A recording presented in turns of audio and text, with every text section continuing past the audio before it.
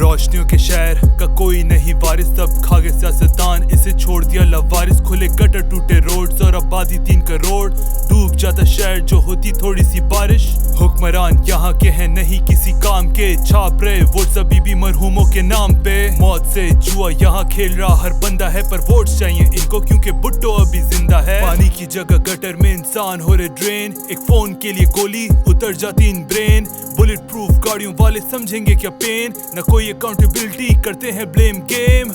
पूरे प्लाजाज में लग जाती है आग, चंद घंटों में जिंदगियां हो जाती हैं राख। अवाम में फिर भी नहीं आता इत्तेफाक, कौमियत में एक दूसरे पे उछालते हैं खाक। पहले भाई था पीपीपी करती है रिजाइड, है दोनों ये एक ही सिक्के की दो साइड। करके लोगों को डिवाइड रूल करना चाहते माइट, पहले बोरी बंद लाशें थी अब नहीं बेसिक राइट। होता 70% रेवेन्यू यहाँ से जनरेट, और इसी शहर को छोड़ दिया जैसे डेड वेट। बिगड़ा हुआ निजाम, पूरी बिगड़ी हुई स्टेट, गुजर गई उम्र बेहतरी का करते करते वेट।